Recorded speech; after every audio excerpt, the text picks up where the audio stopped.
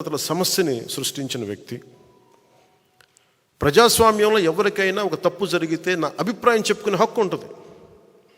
అసలు నువ్వు అభిప్రాయమే చెప్పకూడదంటే అది భగవంతుడిచ్చిన హ్యూమన్ రైట్, అది నా హక్కు, అది నా వాక్.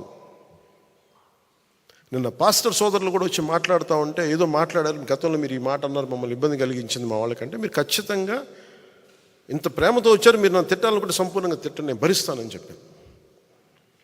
నాయకుడి ముఖ్య లక్షణం తిట్లు భరించడం కూడా. కేవలం మెచ్చుకోవడాలు ప్రైజెసే కాకుండా ఒక నాయకుడి తాలూకు కీలకమైన లక్షణం తిట్లు తినటం, విమర్శ తీసుకోవడం కూడా అవసరం అవ్వాలి. అలాంటిది ఒక ముఖ్యమంత్రికి ఏ స్థాయిలో ఉండాలి. నువ్వు ఎవరు పడకూడదు, ఎవరు ఎదురు తిరగకూడదు అనుకుంటే ఇది రాజరికం కాదు జగన్, ఇది ప్రజాస్వామ్యం, ఇది జగన్ స్వామ్యం కాదు. ఇది ప్రజలు ఎదురు తిరుగుతారు, మాట్లాడతారు, విను, భరించు. పద్ధతులు మార్చుకోండి, మార్చుకోండి. ఏ రోజు ఈ వ్యక్తి లైవ్ ఒక మీడియా వారితో మాట్లాడలేడు, ఒక ప్రెస్ మీట్ చెప్పలేడు, ఒక ప్రెస్ మీట్ పెట్టలేడు. అతను అరేంజ్డ్ ప్రెస్ మీట్స్ తప్ప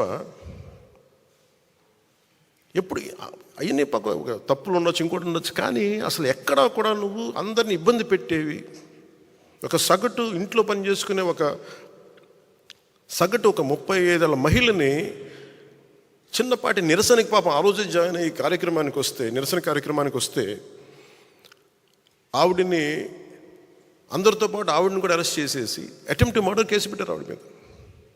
ఎంత దాష్టికం. అంబేద్కర్ గారి విగ్రహం ఒకవైపు పెడతారు, ఒక దళితుడిని చంపేస్తే వాళ్ళ శవాన్ని ప్యాక్ చేసి ఇంటి ముందు డోర్ డెలివరీ చేస్తే ఆ వ్యక్తిని ఊరేగింపిస్తారు వైసీపీ నాయకులు. నాకు ఈ రెండింటికి పొంతన కుదరదు. నీకు ఈ గౌరవం ఉన్నప్పుడు ఈ వ్యక్తికి శిక్ష పడాలి, ఈ వ్యక్తి రక్షింపబడాలి. 23 దళిత బంధు పథకాలు వాళ్ళకి తీసేశాం. అంబేద్కర్ గారి విగ్రహం పెట్టి అవి పెడితే అప్పుడు కదా ఆయనకి నిజంగా నివాళి. ఇవేమో విగ్రహం పెట్టేసి ఇది వదిలేస్తే మరి ఎవరికి ప్రయోజనం అది? సో నాకు ఇలాంటివన్నీ 1 కాదు 2 కాదు. పాపం డాక్టర్ సుధాకర్ అనే వ్యక్తిని, మాస్కులు లేవు కరోనా టైంలో ఉంటాయి, అతని మీద పిచ్చోడిని చేసి చచ్చిపోయేలా చేశారు అతన్ని.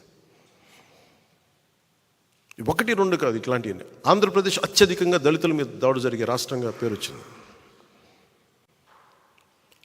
ఎక్కువ ఫాల్స్ ఎస్టీ అట్రాసిటీ కేసులు ఆంధ్రప్రదేశ్లో బుక్ అయినాయి. ఈ రోజున అది ఏ స్థాయికి వచ్చిందంటే బీసీలకి ప్రత్యేక రక్షణ చట్టం కావాలనే స్థాయికి వచ్చింది. తెలుగుదేశం నాయకులు ప్రతిపాదించడానికి మేము యాక్సెప్ట్ చేయడానికి కారణం అదే అయింది. ఒకవైపు దళితులకి న్యాయం జరగట్లేదు, ఫాల్స్ ఎస్టీ అట్రాసిటీ కేసులు పెడతా ఉన్నారు. ఇంత అల్లకల్లోలంగా ఉదాహరణకు చెప్తున్నాను. అలాగే ఈ వ్యక్తి ఏ మాట ఒప్పుకోడు, మాట ఇస్తాడు. నేను మద్యపానం నిషేధిస్తానని చెప్పి వచ్చిన వ్యక్తి సారా వ్యాపారం అయిపోయాడు. ఇతను ముఖ్యమంత్రి సారా వ్యాపారం మనం అర్థం చేసుకోవాలి. మరి ఇట్లాంటివన్నీ 1, 2 కాదు 30,000 మంది ఆడపిల్లలు అదృశ్యం అయిపోయారు. ఏం చేయాలి? ఎందుకు మిస్ అయిపోయారు? ఎంతమంది తిరిగి వచ్చారు? అసలు ఏం జరిగింది చెప్పాలి కదా, కనీసం నువ్వు వివరించాలి కదా. ఆ వివరణ ఉండదు. అన్యాక్రాంతంగా అకారణంగా కేసులు పెట్టడం, జైళ్ళల్లో పెట్టించడం. సో నిన్న కూడా మండపేట నాయకులతో మాట్లాడుతూ ప్రత్యేకంగా పంచుకోవాలని ఇది మాట్లాడుతున్నాను. జనసేన ఎందుకు సింగిల్గా వెళ్ళకూడదు? మనం ఎంతసేపు బలాన్ని ఇచ్చేవాళ్ళం అవుతున్నాం కానీ బలం తీసుకునే వాళ్ళం అవ్వట్లేదు. మనం అంటే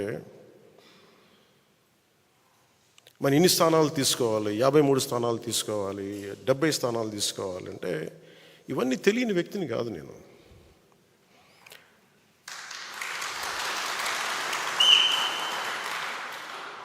మనోడికి అసలు ప్రాక్టికాలిటీ తెలియదు, వీధుల్లో తిరగడు కాబట్టి, జనంతో తిరగడు కాబట్టి అసలు మనం ఏమనుకుంటామో తెలియదు. మీరు ఏమనుకోకపోతే తెలియకపోతే నేను రాజకీయాల్లోకి ఎందుకు వస్తాను?